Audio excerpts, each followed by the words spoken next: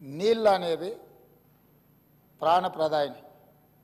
ముఖ్యంగా దక్షిణ తెలంగాణ మహబూబ్ నగర్, రంగారెడ్డి, నల్గొండ, ఖమ్మం జిల్లా వరకు కృష్ణానది జలాల మీదనే ఆధారపడి జీవితాలు కొనసాగిస్తున్నాము. మహబూబ్ నగర్ జిల్లా 10 లక్షల మందికి పైగా వలసలు పోయి తట్ట పని, పార పని, మట్టి పని, బొగ్గుబాయి, ముంబై లాంటి వలసలు పోవడానికి కారణము 2009లో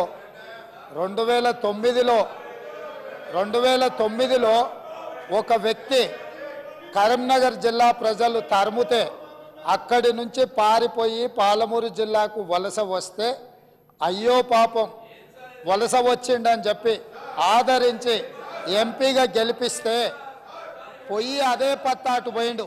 ఇవాళ అలాంటి జిల్లాకు సంబంధించి కృష్ణానది జలాల మీద చర్చ జరుగుతున్నప్పుడు ఆ మహానుభావుడు ఇక్కడికి రాకుండా ఫామ్ హౌస్లో దాచుకొని ఈరోజు తెలంగాణ సమాజాన్ని అవమానిస్తున్నాడు.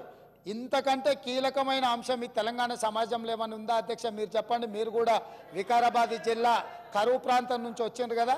ఇంత కీలకమైన చర్చ జరుగుతున్నప్పుడు తెలంగాణ సమాజానికి వాస్తవాలు చెప్పాల్సిన, వినిపించాల్సిన అవసరం వచ్చినప్పుడు ఈ సభ మొత్తం మా సాగునీటి పారుదల శాఖ మంత్రి గారు ప్రాజెక్టులను కేంద్ర ప్రభుత్వానికి ఒప్పజెప్పేదే లేదు, కృష్ణానది జలాలలో పరివాహక ప్రాంతం ప్రకారం 68% వాటా నీళ్లు తెలంగాణకి ఇవ్వాలని ఒక ప్రత్యేక రెజల్యూషన్ మూవ్ చేసినప్పుడు హుందాగా ప్రధాన ప్రతిపక్ష నాయకుడు వచ్చి ఇక్కడ కూర్చొని ఈ తీర్మానానికి మద్దతు పలికి తెలంగాణ సమాజమంతా తెలంగాణ హక్కుల మీద, తెలంగాణ నీళ్ల మీద ఒకే మాట మీద నిలబడ్డమని ఆంధ్రప్రదేశ్ నుంచి కేంద్ర ప్రభుత్వం వరకు ఒక సందేశాన్ని పంపాల్సిన సందర్భంలో సభకు రాకుండా ఫామ్ హౌస్లో దాచుకొని ప్రజలని తప్పుదోవ పట్టించడానికి వారిని పంపించి వారు పచ్చి అబద్ధాలు మాట్లాడుతున్నారు.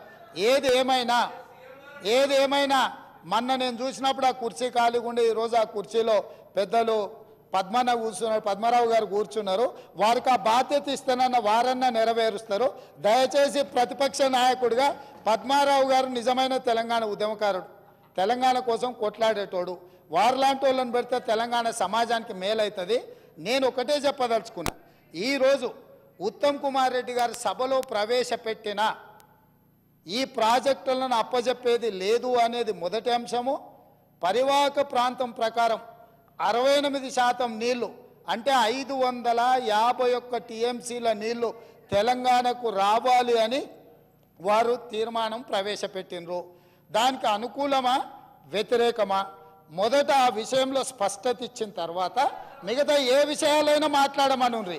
అంతే తప్ప ఇవాళ వాళ్ళ మాటల వల్ల, వాళ్ళ చర్యల వల్ల శత్రువులకు బలం చేకూరుతుంది. శత్రువులకు దొంగలకు సద్దిమూటం మోసే విధానం మంచిది కాదు. ఇప్పటికైనా దొంగ బుద్ధి మార్చుకొని తెలంగాణ బుద్ధి తెచ్చుకోవాలిగా అని చెప్పి నేను వారికి విజ్ఞప్తి చేస్తున్నా.